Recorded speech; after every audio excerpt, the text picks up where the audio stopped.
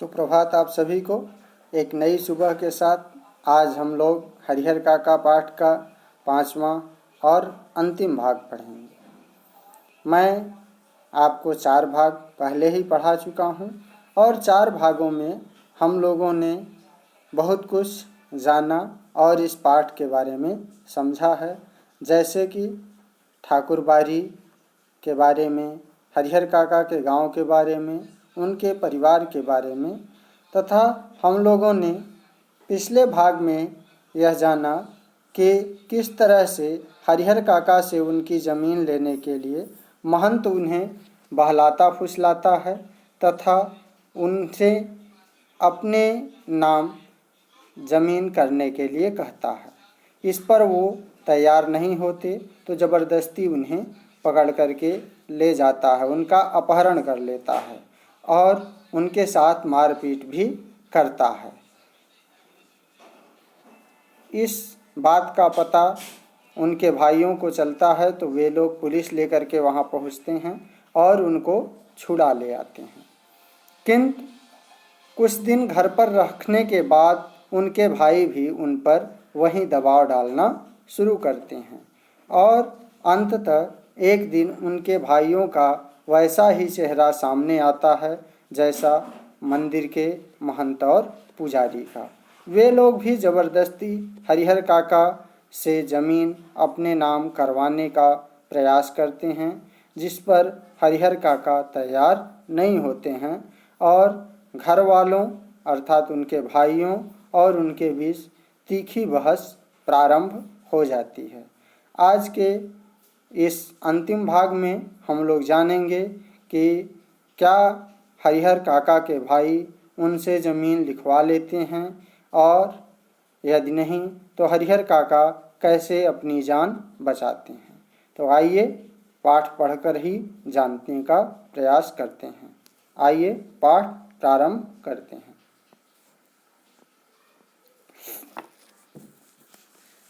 हरिहर काका के साथ उनके भाइयों ने हाथापाई शुरू हो गई। हरिहर काका के साथ उनके जो भाई थे उनकी हाथापाई शुरू हो गई। मैंने आपको बताया कि हरिहर काका के भाई भी उनके साथ जोर ज़बरदस्ती पर उतर आए थे और उन लोगों ने उन्हें धमका करके ज़बरदस्ती ज़मीन अपने नाम करवाना चाहा, किंतु हरिहर काका तैयार नहीं थे। इसलिए हरिहर काका के साथ उनके भाइयों की हाथापाई शुरू हो गई। हरिहर काका अब उस घर से निकलकर बाहर गांव में भाग जाना चाहते थे। हरिहर काका उस घर से निकल करके बाहर गांव में भाग जाना चाहते थे, लेकिन उनके भाइयों ने उन्हें मजबूती से पकड़ लिया था।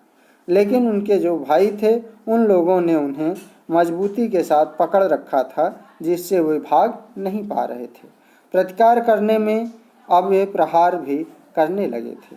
पहले तो वो प्रतिकार मतलब उनसे स्वयं बचने का प्रयास कर रहे थे, लेकिन अब उन पर प्रहार भी करने लगे।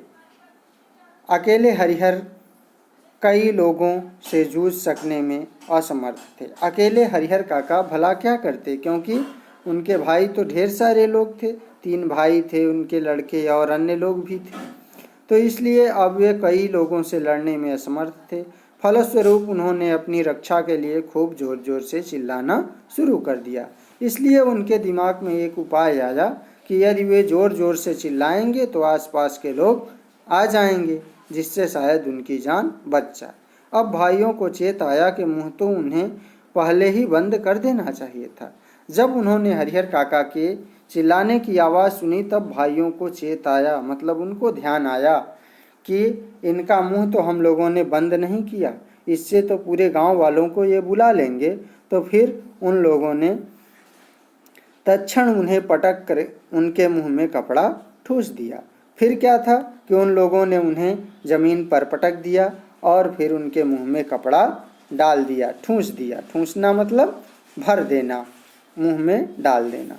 लेकिन ऐसा करने से पहले ही काका की आवाज़ गांव में पहुंच गई थी। लेकिन जब तक लोग उनके मुंह में कपड़ा ठूंसते, कपड़े से उनका मुंह बंद करते, उसके पहले ही वे कई आवाज़ लगा चुके थे। जो आवाज़ गांव में पहुंच चुकी थी। टोला पड़ोस के लोग दालान में जुटने लगे और उस आवाज़ को सुन करके जो टोला पड़ोस यानी आसपास के लोग थे, उनके बगल में रहने वाले घरों के, वे लोग उनके दालान में जुटने लगे। ठाकुरबाड़ी के पक्षधरों के माध्यम से तत्काल यह खबर महंत जी तक चली गई थी और ठाकुरबाड़ी के जो पक्षधर थे यानी जो ठाकुरबाड़ी के पक्ष के लोग थे, उन लोगों के माध्यम से यह बात महंत तक भी पहुंच गई। लेकिन वहां उपस्थित हरिहर काका के परिवार और रिश्ते नाते के लोग गांव के लोगों को समझा देते कि अपने परिवार का निजी मामला है। लेकिन वहां जो हरिहर काका के नाते रिश्तेदार थे और परिवार के लोग थे, वे लोग अन्य लोगों को समझा रहे थे कि कोई बात नहीं, ये तो घर की आपस की बात है, इससे दूसरों को क्या मतलब। लेकिन महंत जी ने वह तत्परता और फुर्ती दिखाई जो काका के भाइयों ने भी नहीं दिखाई थी। लेकिन महंत जी ने बहुत ही तत्परता और फुर्ती दिखाई, इतनी तत्परता और फुर्ती दिखाई कि जितनी शायद उनके हरिहर काका के खुद के भाइयों ने भी नहीं दिखाई थी। वह पुलिस की जीप के साथ आदम के और उन्होंने पुलिस को सूचना दी और उसकी जीप के साथ ही वहाँ पर आ पहुँचे। फिर क्या होता है कि पुलिस आने के बाद निजी मामले का सवाल खत्म हो गया और जब पुलिस आई तो वह निजी मामला नहीं रह गया। घर तलाशी शुरू हुई। फिर हरिहर काका को उससे भी बदतर हालत में बरामद किया गया, जिस हालत में ठाकुरबाड़ी से उन्हें बरामद किया गया था। फिर क्या था, पुलिस ने घर की तलाशी शुरू कर दी और फिर हरिहर काका को उससे भी बदतर स्थिति में पाया गया, जिस हालत में वे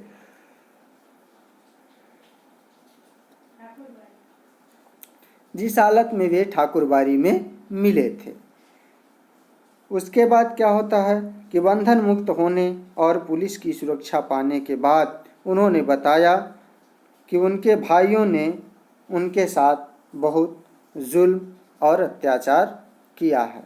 जब वे बंधन से मुक्त होते हैं तब उन्होंने पुलिस के लोगों के सामने बताया कि किस तरह से उनके भाइयों ने उन पर बहुत सारे जुल्म किए हैं, कि जबरन उनके कागज़ों पर उनके अंगूठे के निशान लिए हैं, कि उन्हें खूब मारा पीटा है, कि उनकी कोई दुर्गति बाकी नहीं छोड़ी है, कि अगर थोड़ी और देर तक पुलिस नहीं आती तो वह उन्हें जान से मार देते। उन्होंने सब कुछ बताया कि किस तरह से उनके भाइयों ने उनसे ज़बरदस्ती कागज़ों पर उनके अंगूठे का निशान लगवाया है, उन्हें खूब मारा पीटा है और उनकी कोई दुर्गति बाकी नहीं छोड़ी। अगर थोड़ी देर तक पुलिस नहीं आती तो शायद वे लोग उन्हें मार ही डालते। हरिहर काका के पीठ, माथे और पाँव पर कई जगह जख्म के निशान उभर आए थे। हरिहर काका के पीठ पर, उनके पैरों में और माथे पर, साथ ही साथ शरीर के अलग अलग हिस्सों पर ढेर सारे चोट के निशान भी साफ दिखाई दे रहे थे। वह बहुत घबराए हुए से लग रहे थे, कांप रहे थे। अचानक गिरकर बेहोश हो गए। वो बहुत घबराहट में थे जिससे वह कांप रहे थे और फिर अचानक गिर कर के बेहोश हो जाते हैं। मुंह पर पानी छींटकर उन्हें होश में लाया गया। किसी तरह से मुंह पर उनके पानी छिड़का गया और वे होश आए। भाई और भतीजे तो पुलिस आते ही चंपत हो गए थे। पुलिस की पकड़ में रिश्ते के 2 व्यक्ति आए। रिश्ते के शेष लोग भी फरार हो गए थे और जब पुलिस के आने की आहट सुनी भाइयों ने तो भाई और भतीजे तो पहले ही वहाँ से भाग गए थे। केवल 2 रिश्तेदार पकड़ में आए, अन्य रिश्तेदार भी भाग गए थे। हरिहर काका के साथ घटी घटनाओं में यह अब तक की सबसे अंतिम घटना है।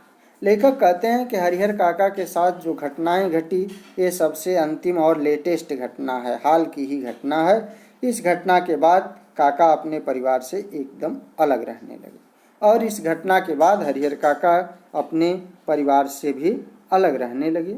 उनकी सुरक्षा के लिए राइफलधारी पुलिस के 4 जवान मिले हैं। लेखक लिखते हैं कि अब उनकी सुरक्षा के लिए 4 पुलिस के जवान भी मिले हैं। हालांकि इसके लिए उनके भाइयों और महंत की ओर से काफ़ी प्रयास किए गए हैं।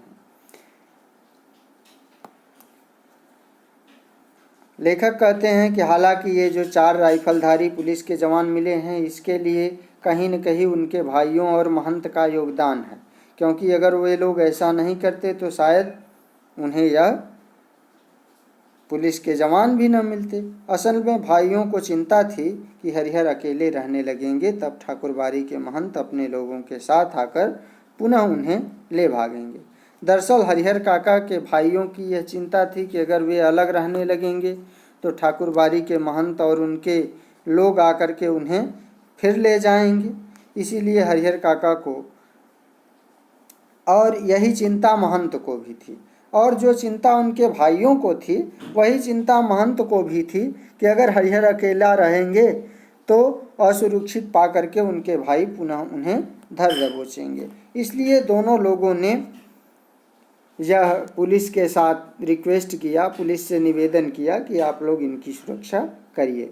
इसीलिए जब हरिहर काका ने अपनी सुरक्षा के लिए पुलिस की मांग की, तब नेपथ्य में रहकर ही उनके भाइयों और महंत जी ने पैरवी लगा दी और पैसे खर्च कर उन्हें पूरी सहायता पहुंचाई। इस तरह से जब हरिहर काका ने अपने लिए पुलिस की मांग की तो नेपथ्य मतलब पीछे रह करके, सामने लोग नहीं आए लेकिन पीछे रह करके ही उन्होंने ऐसी व्यवस्था बनाई जिससे पुलिस की सुरक्षा उन्हें मिल जाए। यह उनकी सहायता का ही परिणाम है कि एक व्यक्ति की सुरक्षा के लिए गांव में पुलिस के 4 जवान तैनात कर दिए गए। ये दोनों लोगों की पहल का ही व्यवस्था परिणाम है कि अब हरिहर काका की सुरक्षा के लिए पुलिस के 4 जवान गांव में तैनात हैं।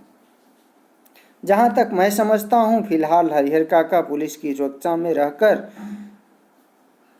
रह जरूर रहे हैं, लेकिन वास्तविक सुरक्षा ठाकुरबाड़ी और अपने भाइयों की ओर से ही मिल रही है। लेखक कहते हैं कि जहां तक मैं समझता हूं, फिलहाल हरिहर काका पुलिस की सुरक्षा में तो रह रहे हैं, लेकिन वास्तविक सुरक्षा तो उन्हें ठाकुरबाड़ी और अपने भाइयों की ओर से ही मिल रही है। ठाकुरबाड़ी के साधु संत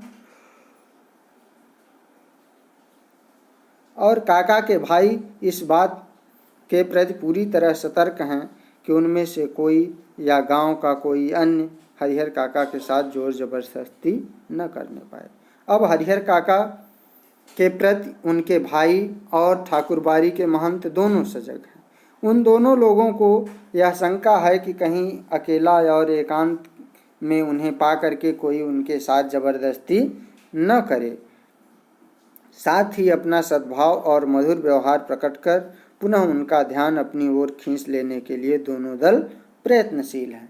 साथ ही साथ अब दोनों लोग, दोनों कौन कौन, ठाकुरबाड़ी के महंत और उनके भाई, दोनों लोग फिर से उनकी देखभाल में लग गए हैं ताकि उनका विश्वास फिर से जीत सकें और उन्हें अपने साथ रख सकें। गांव में एक नेताजी हैं, वह न तो कोई नौकरी करते हैं और न खेती गृहस्थी। गांव में एक नेताजी भी हैं, उनके पास न तो अपनी कोई नौकरी है न ही अपनी खेती गृहस्थी है, फिर भी 12 महीने मौज उड़ाते रहते हैं। फिर भी उनके पास पैसे रुपए की कोई कमी नहीं है और 12 महीने मौज उड़ाते रहते हैं। राजनीति की जादुई छड़ी उनके पास है। उनके पास क्या है? उनके पास राजनीति की जादुई छड़ी है। आप लोग भी देखते होंगे कि आजकल जो राजनीति करने वाले नेता लोग हैं वो बिना कुछ किए धरे सबसे अच्छी जिंदगी जीते हैं, उनके पास सब कुछ होता है। उनका ध्यान हरिहर काका की ओर जाता है, तभी उन नेताजी का भी ध्यान हरिहर काका की ओर जाता है। वह तत्काल गांव के कुछ विशिष्ट लोगों के साथ उनके पास पहुंचते हैं और यह प्रस्ताव रखते हैं कि उनकी ज़मीन में हरिहर उच्च विद्यालय नाम से एक हाई स्कूल खोला जाए।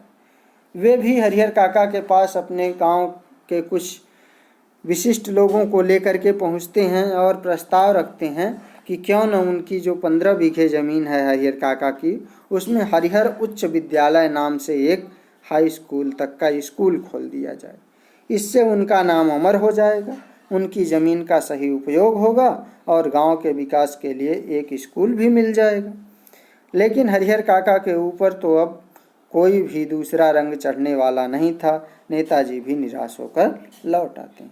लेकिन हरिहर काका तो अब दुनिया को अच्छी तरह से समझ चुके हैं, उन पर किसी की इस तरह की बातों का कोई प्रभाव होने वाला नहीं है।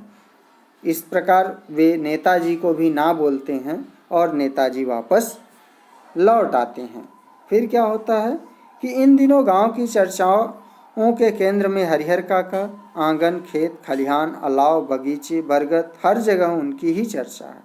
इस समय गांव में हर जगह जहां आप जाइए वहां पर, चाहे गांव का आंगन हो, खेत हो, खलिहान हो, बगीचे हो, हर जगह हरिहर काका की ही चर्चा आपको सुनने को मिलेगी।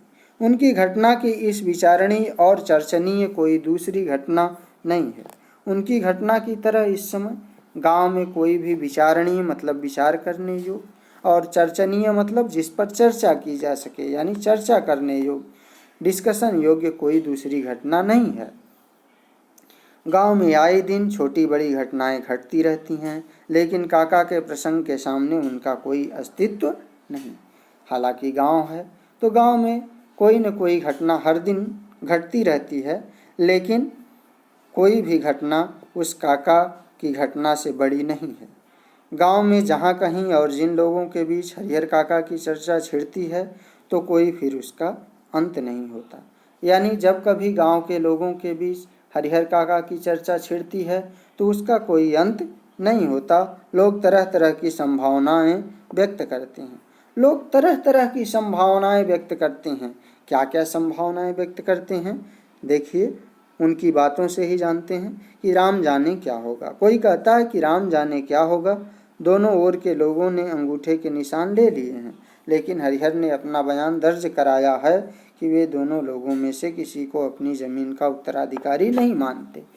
लोग चर्चा कर रहे हैं कि हालांकि उनसे तो अंगूठे के निशान दोनों लोगों ने ले लिया है, महंत ने भी ले लिया है और भाइयों ने ले लिया, लेकिन फिर भी हरिहर ने अपना बयान दर्ज कराया है कि वो दोनों लोगों में से किसी को भी अपना उत्तराधिकारी नहीं मानते। दोनों वेर के लोगों ने जबरन उनके अंगूठे के निशान लगवाए हैं। इस स्थिति में उनकी बाद उनकी जायदाद का हकदार कौन होगा। लोग चर्चा करते हैं कि भला बताइए, अगर वे नहीं रहे तो फिर उनकी जमीन का उत्तराधिकारी कौन होगा। लोगों के बीच बहस छिड़ जाती है और इसी बात को लेकर के लोगों के बीच बहस छिड़ जाती है। उत्तराधिकारी के कानून पर जो जितना जानता है उससे 10 गुना अधिक उगल देता है। उत्तराधिकार के बारे में जो जितना जानता है उससे भी बढ़ा चढ़ा करके, यानी उससे भी 10 गुना अधिक बात बरताता है, बात करता है, फिर भी कोई समाधान नहीं निकलता। रहस्य खत्म नहीं होता, आशंकाएं बनी ही रहती हैं, और इस तरह से कोई भी रहस्य खत्म नहीं हो पा रहा और आशंकाएं बराबर बनी रहती हैं।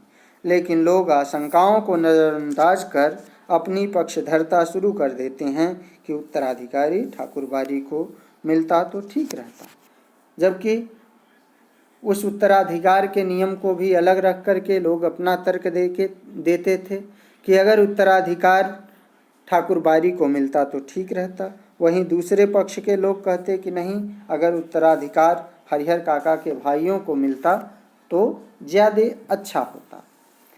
ठाकुर बारी के साधु संत और काका के भाइयों ने कब क्या कहा, यह खबर बिजली की तरह एक ही बार समूचे गांव में फैल जाती है। और जरा सी भी बात हरिहर काका के बारे में अगर चाहे ठाकुर बारी में होती या उनके भाइयों के बीच होती तो ये पूरी गांव में बहुत जल्दी बिजली की तरह फैल जाती। खबर झूठी है कि सच्ची, इस पर कोई ध्यान नहीं देता। जिसे खबर हाथ लगती वह नमक मिर्च मिलाकर उसे चटका कर आगे बढ़ा देता। कोई भी जिसे भी कोई भी खबर मिलती उनके बारे में, वह इस बात पर ध्यान नहीं देता था कि यह आखिर खबर सही है या गलत है, बल्कि उसमें थोड़ा नमक मिर्च मिलाना, ये भी मुहावरा है ना, यानी बात को बढ़ा चढ़ा करके कहना। वे बात को और बढ़ा चढ़ा करके कहता और आगे बढ़ा देता। एक खबर आती है कि महंत जी और हरिहर काका के भाई इस बात के लिए अफसोस कर रहे हैं कि अंगूठे के निशान लेने के बाद उन्होंने हरिहर को खत्म क्यों नहीं किया। बात ही आगे नहीं बढ़ती। एक खबर आ रही है कि महंत जी और उनके भाई इस बात पर पछता रहे हैं कि क्यों नहीं उन लोगों ने उनसे अंगूठे का निशान लेने के बाद उनको खत्म कर दिया। अगर उनको खत्म कर देते तो वे फिर बयान न देते, और बयान न देते तो उनको जमीन मिल जाती। तो वहीं दूसरी खबर आती कि हरिहर मरेंगे तो उन्हें अग्नि प्रदान करने के लिए ठाकुर बारी के साधु संतों और काका के भाइयों के बीच काफ़ी लड़ाई होगी। वहीं दूसरी खबर यह भी आ रही है गांव से ही कि अगर हरिहर मरेंगे तो आखिर उन्हें अग्नि कौन देगा, यानी उनका दाह संस्कार और अंतिम कर्म कौन करेगा। इसके लिए भी शायद ठाकुरबारी के महंत और हरिहर काका के भाइयों के बीच लड़ाई होगी। दोनों ओर से अग्नि प्रदान करने का निश्चय हो चुका है। इस संदर्भ में उनकी लाश हस्तगत करने के लिए खून की नदी बहेगी। लोग कहते हैं कि दोनों लोग उनका अंतिम संस्कार करने का निर्णय कर चुके हैं। इस तरह से उनकी लाश को लेकर के भी खून की नदी बह उठेगी। तो एक तीसरी खबर आती है। तीसरी खबर गांव में क्या चल रही है कि हरिहर काका की मृत्यु के बाद उनकी ज़मीन पर कब्जा करने के लिए उनके भाई अभी से तैयारी कर रहे हैं। तीसरी खबर है कि हरिहर काका की मृत्यु के बाद उनके जो भाई हैं वे अभी से ज़मीन पर कैसे कब्जा किया जाएगा इसकी तैयारी में लगे हुए हैं। इलाके के मशहूर डाकू बूटन सिंह से उन लोगों ने बातचीत पक्की कर ली है। और ऐसा भी सुनने में आ रहा है कि इलाके का जो मशहूर डाकू बूटन सिंह है उससे उनके भाइयों ने भी बातचीत पक्की कर ली है। हरिहर के 15 बीघे खेत में से 5 बीघे बूटन लेगा और दखल करा देगा। और ऐसा भी सुनने में गांव में आ रहा है कि हरिहर काका की जो 15 बीघे ज़मीन है उसमें 5 बीघे ज़मीन उनके भाई बूटन सिंह को देने पर सहमत हो गए हैं और बाकी के 10 बीघे पर बूटन सिंह उनके भाइयों को कब्जा दिला देगा। इससे पहले भी इस तरह के 2-3 मामले बूटन सिंह ने निपटाए हैं। पूरे इलाके में उसके नाम की तूती बोलती है, यानी सभी लोग उससे डरते हैं। एक चौथी खबर आती है और एक खबर आ रही है। चौथी खबर जो है कि महंत जी ने निर्णय ले लिया है हरिहर की मृत्यु के बाद देश के कोने कोने से साधुओं और नागाओं को वह बुलाएंगे। और एक चौथी खबर आ रही है कि हरिहर काका जब मरेंगे तो ठाकुरबारी के जो महंत हैं वो देश के कोने कोने से साधुओं और नागाओं को बुलाएंगे। रहस्यात्मक और भयावनी खबरों से गांव का आकाश आच्छादित हो गया है। आच्छादित मतलब पूरी तरह से ढक जाना। इस तरह से कई तरह की रहस्यात्मक और डरावनी बातों से पूरा गांव ढका हुआ है। हर जगह इस तरह की चर्चा हो रही है, यानी 4 तरह की चर्चाएं हो रही हैं ना। कोई यह कह रहा है कि हरिहर काका का दोनों लोगों ने निशान ले लिया है तो फिर ज़मीन का मालिक कौन होगा। कोई कह रहा है कि हरिहर काका और की मृत्यु के बाद ठाकुरबारी और उनके भाइयों के बीच उनकी लाश को लेकर के लड़ाई होगी। कोई कह रहा है कि हरिहर काका के भाई डाकू बूटन से बात कर लिए हैं कि किस तरह से ज़मीन पर कब्जा करना है। तो कोई कह रहा है कि ठाकुरबारी का जो महंत है वो भी नागाओं और साधु संतों को बुला लेंगे उस ज़मीन पर कब्जा करने के लिए। इस तरह से दिन प्रतिदिन आतंक का माहौल गहराता जा रहा है। लेखक लिखते हैं कि इस तरह से गांव में हर दिन आतंक का माहौल और गहरा होता जा रहा है। सबके मन में यह बात है कि हरिहर कोई अमृत पीकर तो आए हैं नहीं, एक न एक दिन उन्हें मरना ही है। सभी लोगों के मन में दिमाग में यह बात चल रही है कि आखिर हरिहर अमृत पी के तो आए नहीं हैं, अर्थात ऐसा तो है नहीं कि वे कभी भी नहीं मरेंगे, एक दिन तो उन्हें मरना ही है। फिर एक भयंकर तूफान की चपेट में यह गांव आ जाएगा। लोग कहते हैं कि फिर जिस दिन वो मरे न उसी दिन इस गांव में एक भयंकर तूफान आएगा। और तूफान क्यों आएगा? क्योंकि उनकी ज़मीन के कारण। उस वक्त क्या होगा कुछ कहा नहीं जा सकता। लोग कह रहे हैं कि उस वक्त क्या होगा कुछ कहा नहीं जा सकता। अगर कोई छोटी लड़ाई नहीं एक बड़ी लड़ाई है। यह कोई छोटी लड़ाई नहीं बल्कि एक बड़ी लड़ाई है। जाने अनजाने पूरा गांव इसकी चपेट में आ ही जाएगा। लोग कहते हैं कि जाने अनजाने पूरा गांव इसकी चपेट में आएगा ही। इसीलिए लोगों के अंदर भय भी है और प्रतीक्षा भी। इसीलिए लोगों के अंदर डर भी है और लोग इंतज़ार भी कर रहे हैं कि वह घड़ी कब आएगी। एक ऐसी प्रतीक्षा जिसे झुठला करके भी उसके आगमन को टाला नहीं जा सकता। एक ऐसी प्रतीक्षा है जिसको आप झूठा सिद्ध करके भी उसको टाल नहीं सकते, यानी वह दिन तो आना ही है।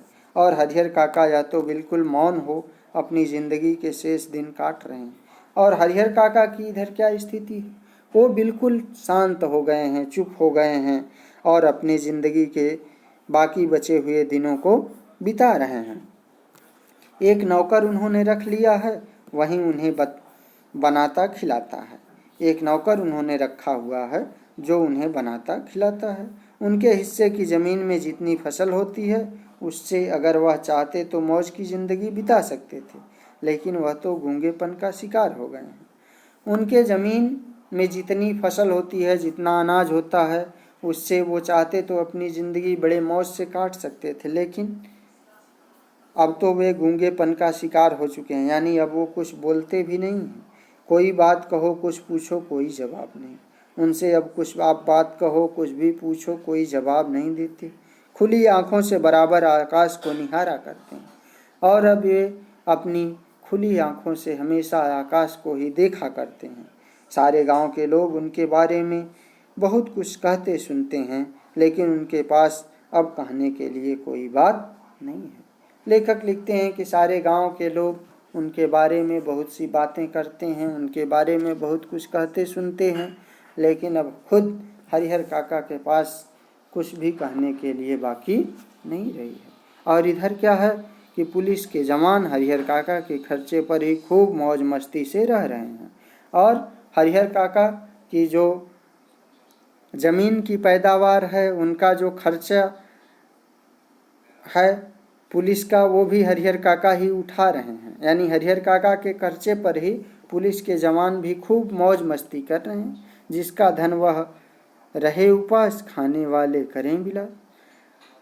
और एक कहावत लेखक बताते हैं कि जिसका धन वह रहे उपास, जिसका धन है वह उसका उपभोग नहीं कर पा रहा है और भूखा रह रहा है, और खाने वाले जो हैं वो अच्छे से विलास कर रहे हैं। मतलब जिसको भोग करना चाहिए हरिहर काका को, वो तो गूंगेपन का शिकार हो गए हैं, और उनके धन का उपभोग कौन कर रहा है?